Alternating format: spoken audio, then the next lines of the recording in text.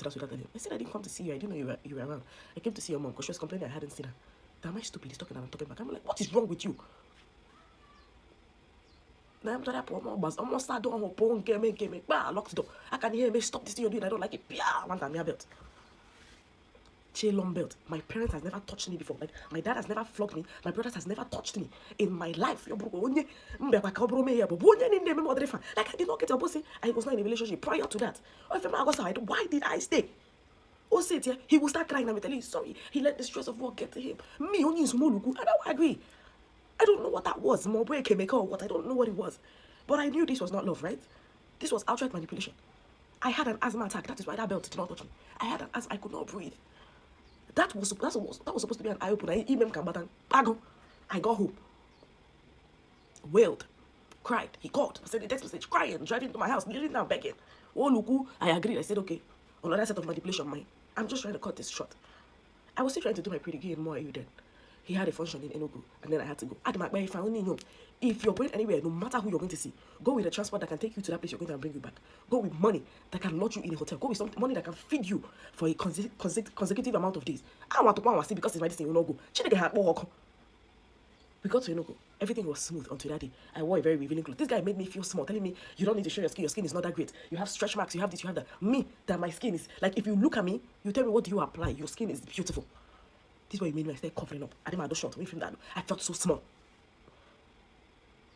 Mom pass my brothers. I said, when they date, he made my feel small. Why I look so pretty? I wore that shirt back and then I took it off and wore something comfortable. I don't know what it was, but my God, I didn't feel okay. Everything I came with, I stepped back in them. I don't really like carrying bags to travel, right? I didn't like it. I just took a bigger handbag, started putting my AirPod, my phone, my second phone, my charger, my ATM card, all the money I was with. He was like, what are you packing? I'm like, I just want to put this here just in case there's an emergency and all. Pack a iPhone. His mood changed inside the car. His friends were with their girlfriends. I came and said, hello. I just ignored them because I didn't have time for rubbish. They were having a conversation. I promise you they were having a conversation. I did not understand what they were saying. And I was like, thank you guys so much for having this conversation here. If not, I would have thought you guys were talking about Egypt, not knowing it's Dubai that you guys were talking about. He told me in front of me, he said, oh, me, shut up about your stupid mouth. What's wrong with you? Why are you embarrassing me? I'm like, what? His friends were like, allow her to talk now. The other girl sitting beside me and said, what is wrong with you? I actually thought the same thing. I thought the same thing. And he was like, I was like, I don't like this. He was like, shut up.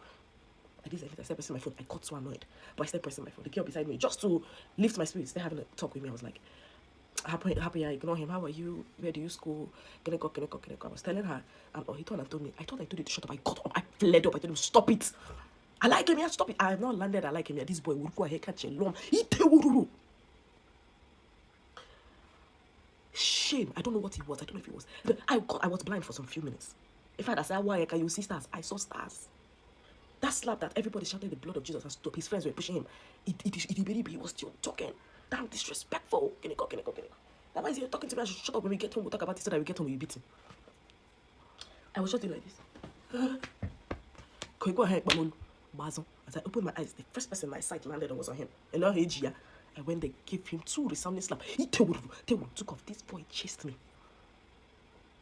This boy just, you will know what it means to run with leg from Opobo Junction to Ukewu. He chased me, they held him down. I was running. Where was I going to? I had no idea. I was so vulnerable. Anything could have happened to me at that point in time. I was an emotional wreck. Fortunately for me, I just saw a taxi and entered. Take me to the nearest hotel. I got there, I turned off my phone. This guy messed with me so much that I took that baggage into my new relationship and ruined it. That was how I left. He called me, begged. If you're talking to me and do like this, I'll flinch. I was a mess. I'm not my story out that much. If I'm saying I'm laughing because I did not believe that I could endure such rubbish. Me, that was loved at home. As well.